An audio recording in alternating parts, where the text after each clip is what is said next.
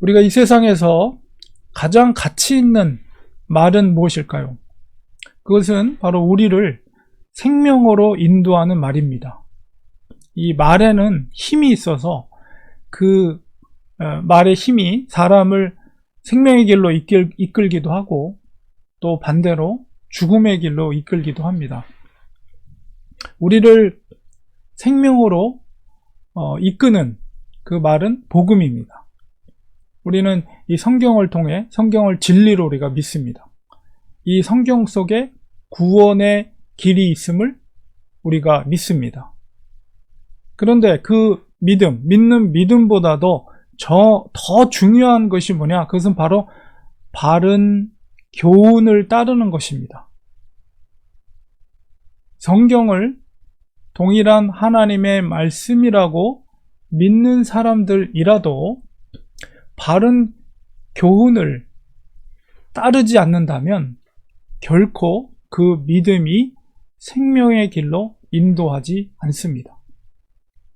오늘은 이 하나님의 말씀을 통해서 바른 교훈이 선포되었을 때에 우리가 기대할 수 있는 결과와 그 변화가 무엇인지 바울의 이 목회서신인 디도서를 통해서 은혜를 나누는 시간을 가지려고 합니다. 이 디도서는 책 제목 그대로 바울이 그의 영적인 아들이었던, 그러면서도 동역자였던 디도에게 보낸 편지입니다. 보통 우리가 목회서신 하면 이제 디모데 전후서와 이 디도서를 목회서신이라고 하는데, 교회를 담임하고 사역하고 있었던 두 목회자에게 목회적인 교훈을 주기 때문에 목회서신이라고 합니다. 바울에게 있어서 동역자였던 영적인 아들 두 사람, 바로 디모데와 디도였는데요. 이 디모데는 에베소 교회를 담임하고 있었고, 또 디도는 바로 이 그레데 섬에 있는 교회를 담임하고 있었습니다. 바울이 디도에게 이 편지를 썼을 때의 시기가 대략 66년 가을 정도로 짐작을 할 수가 있습니다. 우리가 사도행전이 마치는 그 장면이 로마의 1차 투옥, 대략 한 64년경 1차 투옥까지 이렇게 기록이 되어 있는데요.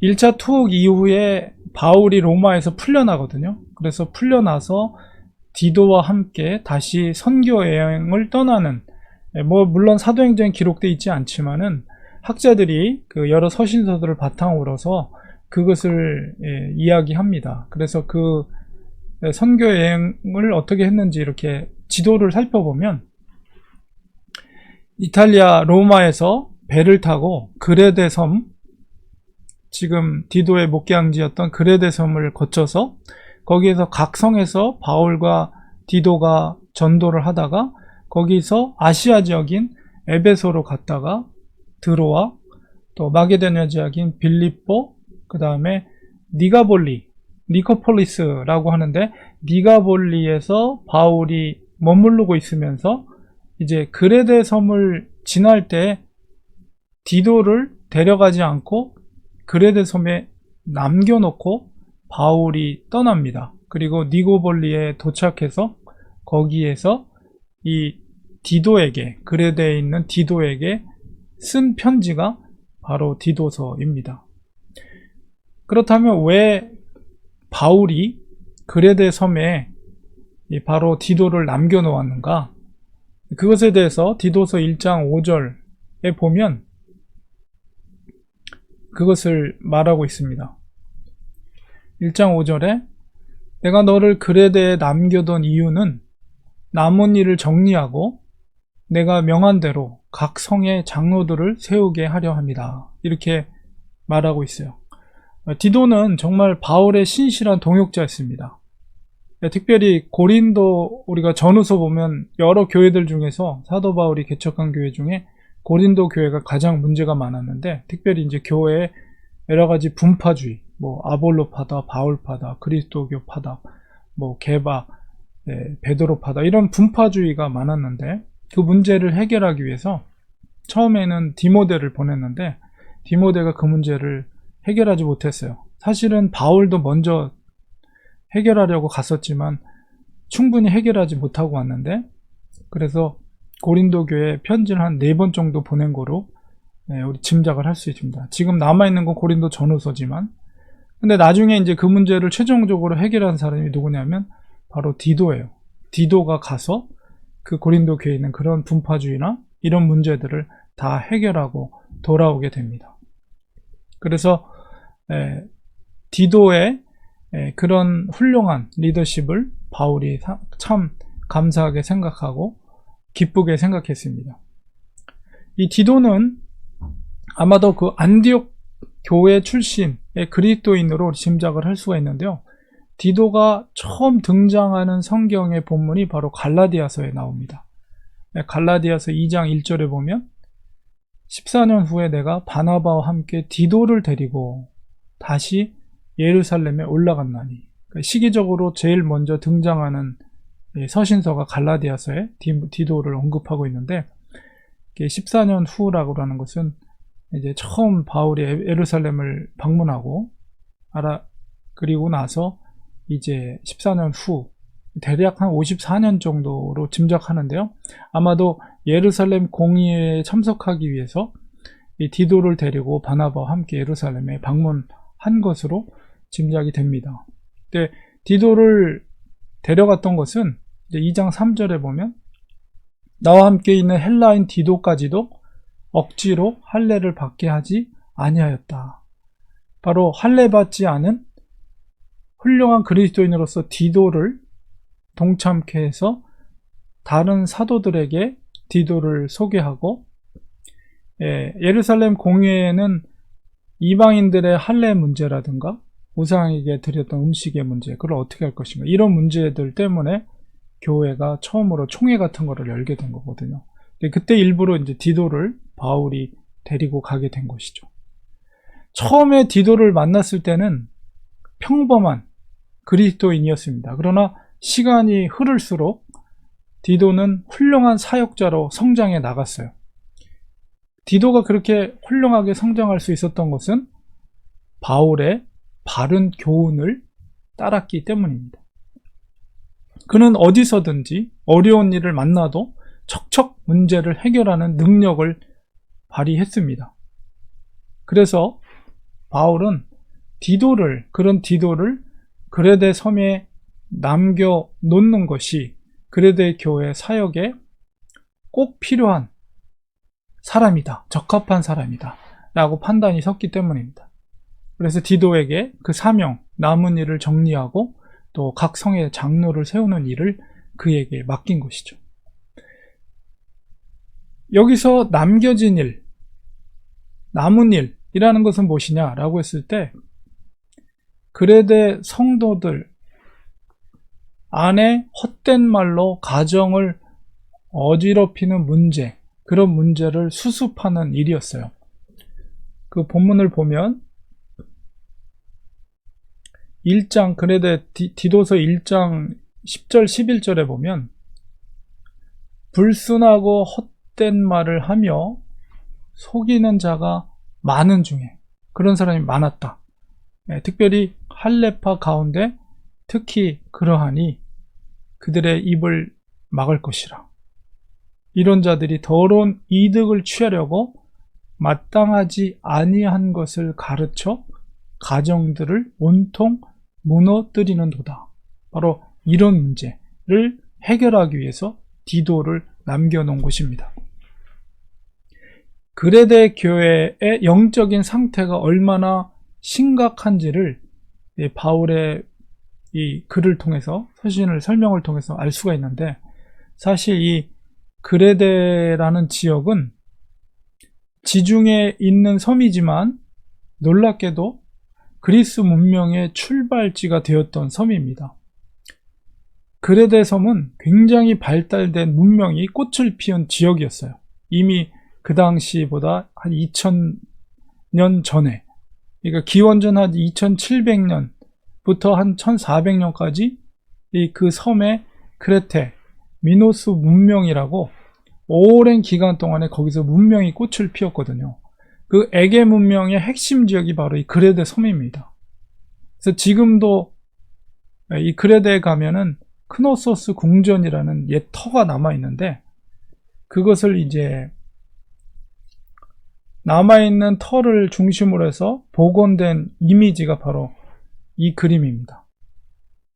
그러니까 지금으로부터 대략 한 4700년 전에 이런 건물들이 그 그레데 섬에 있었다라는 것은 너무나도 놀라운 일이죠. 그만큼 이 에게 문명, 미노스 문명이 바로 그리스 문명, 로마에까지도 지대한 영향을 미칠 만큼 이 그레데 섬은 그만큼 큰 아주 놀랍게 발달된 문명을 경험했던 사람들이 살고 있었던 곳입니다. 그래서 오늘날에도 남아있는 그 유물들을 보면 얼마나 정교하고, 어떻게 지금으로부터 4000년 전에 저런 유물들을 남길 수 있는 그런 사람들이었는가 생각할 때 너무나도 놀랍고, 그런 생활상을 이제 그림으로 그린 것이 이런 모습입니다. 그래서 돌고래라든가 지중해에 있는 여러 생물들, 그리고 토기, 그림, 이런 것들이 굉장히 발달된 문명에서 살았다는 것을 우리가 알 수가 있습니다. 그래서 이렇게 항상 문명이 꽃피운 지역은 참 복음화되기가 굉장히 어려워요. 왜 그러냐면 그 이유를 우리가 짐작할 수 있는 것은 일종의 경제적인, 문화적인 어떤 우월 의식들이 믿음의 길을 방해하기 때문입니다. 그런 문화적 전통 속에서 살고 있는 사람들이 얼마나 말도 잘하고, 또 특히나 그런 자기의 물질적인 이익을 위해서 거짓말을 많이 하겠어요. 그레데인들의 그런 특징에 대해서 바울은 한 선지자의 입을 빌어서 우리가 디도서 1장 12절에서 14절까지 이렇게 말하고 있습니다. 그레데인 중에 어떤 선지자가 말하는데, 그레데인들은 항상 거짓말쟁이이며 악한 짐승이며 배만 위하는, 배라는 것은 자기 육신에 먹을 것만을 위하는 게으른 뱅이라 하니 이 증언이 참되도다. 바울이 그것이, 그 선지자의 말이 맞다, 내 경험상 맞다, 이렇게 인정을 하면서, 그러므로 내가 그들을 엄히 꾸짖으라.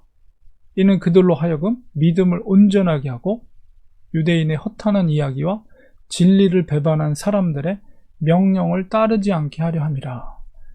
바로 바울이 디도에게 맡긴 사명이 아주 막중한 것이죠.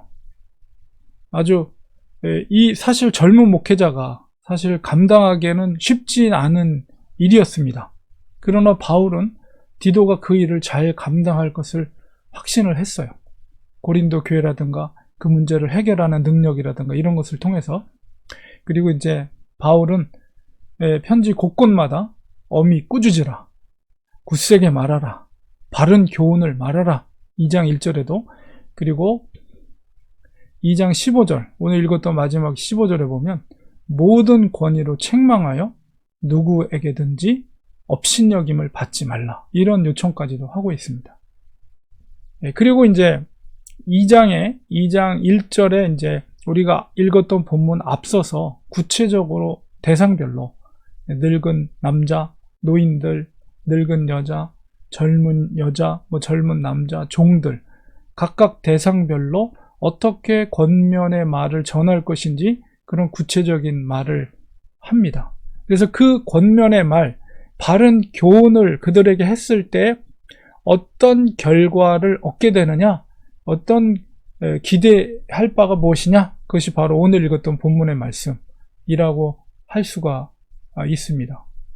그래서 오늘 본문을 중심으로 해서 바른 교훈이 그들에게 아주 엄중하게 가르쳐 줬을 때에 어떤 교훈의 결과를 일으키는가 했을 때 첫 번째가 바로 11절에 있는 바른 교훈은 바로 구원의 길을 열게 한다는 거예요.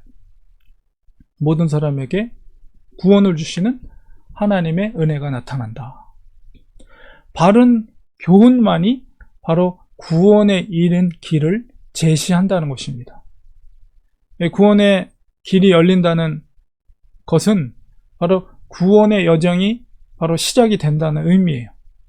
우리가 바른 교훈, 바른 말씀의 가르침이 선포된다는 것은 완전한 어둠 속에 진리의 빗줄기가 비추어지는 것이며, 그것은 바로 가야 할 방향을 알게 한다는 것입니다. 그 구원의 길이 열린다는 거예요. 바른 교훈을 통해서 구원의 길이 시작이 되는 거예요. 그렇기 때문에 우리가 바른 교훈이냐 아니냐는 구원의 길이다 아니다, 결국은 죽느냐 사느냐의 문제라는 것을 우리는 인식하게 됩니다. 특별히 오늘날 같이, 이 시대와 같이 다원화된 시대 속에서 바른 말씀의 균형을 가진 신앙을 우리가 하는 것은 매우 중요한 일입니다. 우리가 극단적인 이단 사상을 차치하더라도 말과 삶이 다른 교훈을 받는 그런 교회에서 믿음 생활을 하는 것은 매우 위험한 일입니다. 왜냐하면 바른 교훈이 아닐 때는 이거는 구원의 문제와 직결된 것이기 때문에. 여러분, 인터넷상에 얼마나 많은 설교들이 떠돌아다닙니까? 그런 설교자의 교훈들, 가르침들을 저도 뭐 자주는 듣지는 않지만 가끔씩 듣다 보면 너무나도 위험한 가르침들이 많이 떠돌아다니는 것을 보게 됩니다. 우리는 중요한 것은 얼마나 말을 잘하느냐가 아니라 중요한 잣대, 바른 교훈의 중요한 잣대는 바로 열매를 통해서 구분하는 거예요. 설교자의 열매를 봐야 됩니다. 두 번째로는 2장 12절에 있는 말씀, 바로 바른 교훈은 바로 우리를 양육한다는 거예요. 2장 12절에 우리를 양육하시되 경건하지 않은 것과 이 세상 정욕을 버리고 신중함과 의로움과 경건함으로 이 세상에서 살고. 우리가 양육이라는 것이 무엇입니까? 그것은 이제 성장해 나가는 거죠. 바른 교훈이라는 것은 어린아이에서 성인으로 자라게 한다는 거예요. 구원의 문이 열리면 그것을 끝나는 게 아니라 거기서부터 출발되는 거예요. 우리가 철로역정처럼 출발점이지 그게 끝이 아니라는 거죠. 그러니까 바른 교훈을 계속 받음으로, 가르침을 받음으로 어린아이 신앙에서 어른의 신앙으로 점점 자라나 나가는 거예요. 이 구체적인 성장의 내용이 뭐냐면, 먼저는 경건하지 않은 것, 이 세상의 정욕을 모두 버리는 것입니다. 성숙해질수록 경건하지 않은 것, 그런 세상의 정욕, 이런 것을 버린다는 거예요. 그리고 이것이 뭐냐면 삶의 방향이 나 중심에서 예수 그리스도의 중심으로 바뀌는 것을 의미합니다. 정말 내 중심에, 나의 삶의 중심에 과연 예수 그리스도가 있는가를 우리는 바라봐야 돼요. 성숙한 그리스도인은 바로 나 중심이 아니라 예수 그리스도 중심의 삶을 사는 사람이죠. 이전에는 나의 즐거움, 나의 쾌락, 나의 만족을 위한 삶을 살았다면 구원의 문이 열린 이후에는 바로 그러한 것들을 모두 내려버리고 신중함, 의로움, 경건함, 신중함의 그 언어적인 표현은 분별력 있는 마음을 가지고 아무 생각 없이 그렇게 살아가는 것이 아니라 신중함을 가지고 분별력을 가지고 내가 해야 할 일과 해야 할 말과 그것을 선택을 하는 거죠. 그리고 의로움, 옳은 것을 따라서 살아가며 그 다음에 경건함, 거룩함을 쫓아가는 거예요. 이게 바로 바른 교훈이 그 사람을 양육하여 성숙한 사람으로 변화된 모습이라고 볼 수가 있습니다. 특히나 오늘날 이 시대 속에서 그런 신중함과 거룩함과 옳은 것을 따르는 삶은 매우 중요해요. 열매가 중요하다고 제가 말씀드린 이유가 바로 여기 있는 거예요.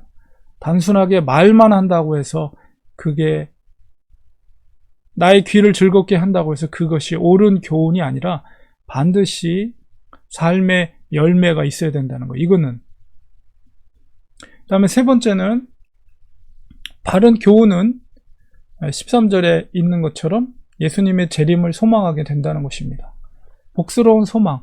이 복스러운 소망이라는 것은 바로 예수님의 재림을 말하는 거예요. 재림에 대한 소망. 이 땅에서의 소망을 두는 것이 아니라 주의 재림이라는 것은 하늘의 소망을 둔다는 거예요.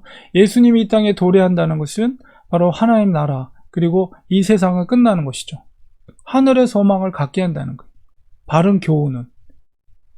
그리고 예수님의 심판주로서 오심을 인정하는 것입니다. 그렇기 때문에 심판주로 오신다는 것은 나의 삶이 평가된다는 거예요.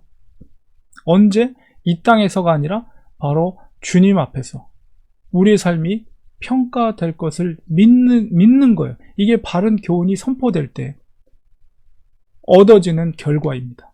우리의 삶의 평가는 눈에 보이는 사람에게가 아니라 눈에 보이지는 하나님께 받는다는 것이죠. 그렇기 때문에 우리가 사람에게 인정받을 필요 없어요. 물론 사람의 평가를 무시하라는 건 아니지만, 그러나 보이지 않더라도 하나님 앞에서 코람데오라고 그러죠. 그거를 하나님 앞에서 부끄러움이 없게, 주님의 심판대 앞에 내가 섰을 때 부끄러움 없이 하나님 앞에 평가될 수 있는 그런 믿음의 삶을 살게 된다는 것입니다. 그리고 이제 궁극적으로 이 바른 교훈의 목적은 하나님의 14절에 있는 것처럼 하나님의 선한 일을 열심히 하는 하나님의 소유된 백성이 되게 하는 것이다. 바울이 목회적인 교훈을 디도에게 주고 있습니다. 이 복음의 내용은 2장 14절에 있는 것처럼 예수님께서 우리를 대신하여 자기를 주셨다는 것은 우리를 위해서 죽으신 것, 그것은 바로 모든 불법에 있던 우리를 주 예수의 피로써 씻어주시고 우리를 깨끗하게 하셔서 궁극적으로 하나님의 선한 일을 열심히 하는 하나님의 백성이 되게 하는 것이다. 이 말씀 속에서 가장 중요한 깨달음은 뭐냐면 바로 우리를 깨끗게 하신 능력이 어디에 있는 거냐? 바로 예수 그리스도의 피에 있다는 것입니다. 우리가 하나님의 선한 일을 하기 전에 이 놀라운 사랑과 은혜에 대해 우린 깊이 있는 감격이 있어야 됩니다. 그 은혜에 대한 감사, 감격이 없으면 우리가 바르게 하나님의 선한 일을 할 수가 없습니다. 우리가 일을 할 수는 있지만 그것이 선한 일이 될 수 없다는 거예요. 왜 주님께서 우리를 대신하여 자신을 주셨는지 우리는 깊이 묵상하고 그 은혜 가운데 거해야 합니다. 사역의 능력이 바로 거기에서 나오기 때문이에요. 그 은혜 가운데 있을 때 바르게 우리가 하나님의 선한 일을 할 수가 있는 것입니다. 여기서 열심히 하는 이 헬라어 언어는 젤러터스, 진로땅이라고 그러죠. 열심당을. 그래서 이 헬라어 언어의 의미는 열심으로 불타는 사람이라는 것. 그 은혜에 있을 때 하나님의 선한 일을 위해 불타오르는 사람이 되게 한다는 것. 하나님의 선한 일은 무엇입니까? 그것은 복음으로 진리의 길, 생명의 길을 선포하고 그 길을 가도록 독려하는 일입니다. 성경은 분명하게 하나님의 선한 일이 무엇인지를 밝히 알게 합니다. 만약에 우리가 예수님의 대속의 죽으심의 은혜, 그런 감격 없이 일 중심으로 하게 되면 어떤 결과를 초래하게 되는가? 라고 했을 때 우리가 앞서 1장 16절에 이 사도 바울이 분명하게 말하고 있는 말이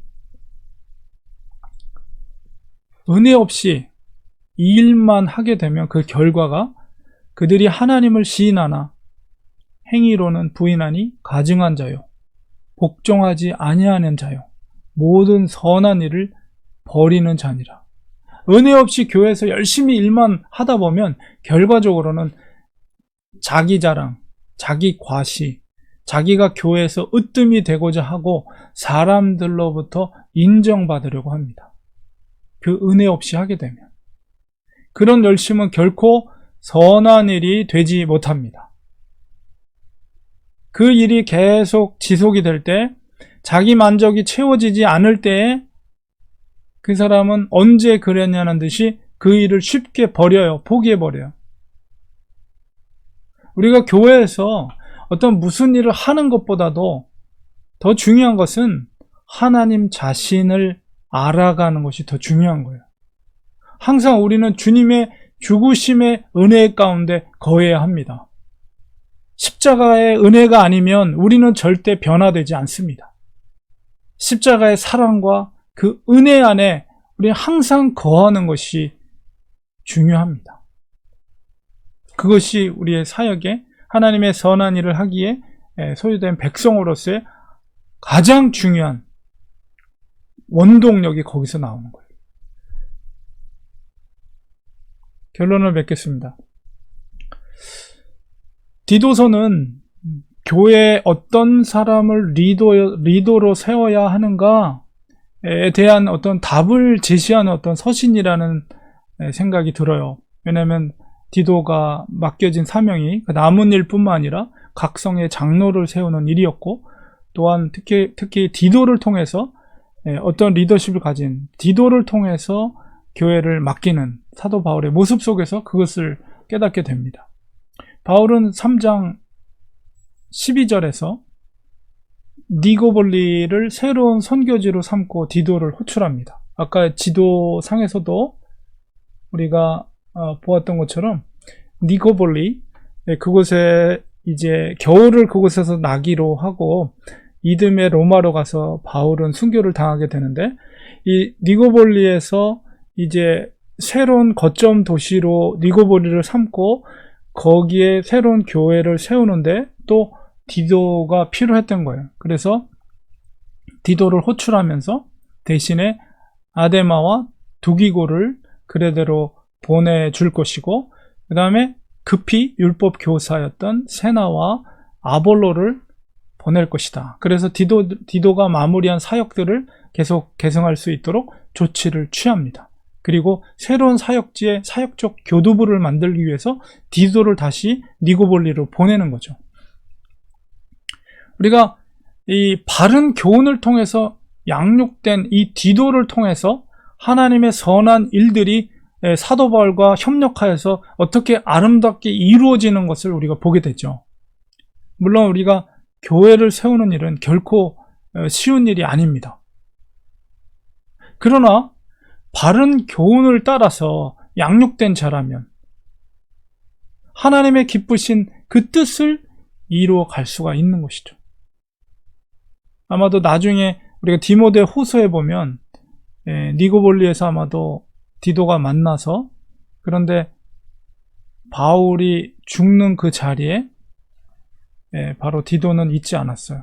그래서 디모데 후서 보면은 이 로마에서 디모데 후서 마지막에 이 달마디아 지역에 디도를 보낸 것을 보게 됩니다. 그러니까 니고볼리뿐만 아니라 달마디아 지역은 오늘날의 유고슬라비아예요. 그 지역에 바로 기독교의 교회를 세우는 일에 디도를 다시 보낸 거예요. 파송을 한 거예요. 사도 바울이 마지막 죽는 순간에 누가밖에 없었죠. 로마에서는.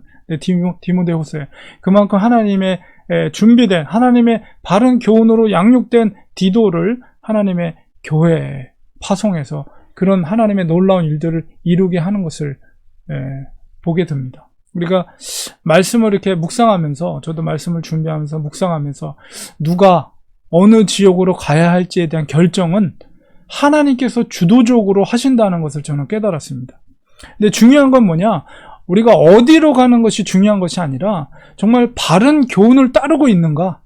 이게 중요합니다. 바른 교훈을 따를 때 건강한 리더가 될 수가 있어요. 그리고 그 바른 교훈의 그 핵심적인 원동력은 뭡니까? 바로 예수 그리스도의 십자가, 그 사랑과 은혜입니다. 바로 사도 바울뿐만 아니라 디도와 디모데, 그런 하나님의 사람들의 중심에는 뭐가 있었던 거예요? 바로 예수 그리스도의 십자가의 사랑과 은혜가 있었던 거예요. 그게 바로 열심을 내는, 활활 타오르는 바른 교훈으로 준비된 리더로서 정말 각 지역에, 유고슬라비아 지역에도 복음의 교회를 세우는, 물론 최종적으로 디도는 이제 바로 이 섬으로 다시 돌아와서 사역을 하다가 마지막 그의 유골은 뒤에 보이는 예배당 그 안에 보면 디도의 유골함이 이렇게 있습니다. 이 크레데 섬에서 마지막 죽음을 맞이한 것으로 우리가 알게 되는데, 어쨌든 그가 하나님의 사람으로 이렇게 쓰임 받을 수 있었던 것은 바른 교훈, 그 핵심적인 십자가의 사랑과 은혜가 있기 때문에 그랬어요. 우리는 날마다 그 십자가의 사랑과 은혜 가운데 젖어 살아야 합니다. 그 감격 가운데 우리가 거해야 합니다. 주님의 십자가를 생각만 해도 가슴이 뜨겁게 북받쳐 오르고 두 눈이 뜨거워지는 그런 은혜가 있어야 돼. 그것이 있어야만이 우리가 하나님의 사역들을 열심으로 감당할 수가 있는 거죠. 그 은혜가 있을 때에 그레데와 같은 거친 땅에 보내져도 그 일을 감당할 수 있는 거예요. 우리 가슴속에 그 뜨거운 은혜가 있는지 우리는 스스로 바라보기를 원합니다. 주님, 그렇습니다. 주님의 십자가의 사랑이 나를 살게 하옵소서. 그 은혜로 날마다 살게 하옵소서. 그것이 바로 우리를 새롭게 하는 바른 교훈의 열매가 되게 한다는 사실을 우리는 꼭 명심하고, 믿음의 그런 위인들이 어떻게 그런 일들을, 어려운 일들을 감당하며 교회를 세워나가고 하나님의 복음을 그 지역 가운데 펼쳐나갔는가를 우리가 생각할 때 그 중심 속에 불타오르었던 예수 그리스도의 십자가의 사랑과 은혜가 있었다는 것을 우리는 꼭 기억해야 합니다.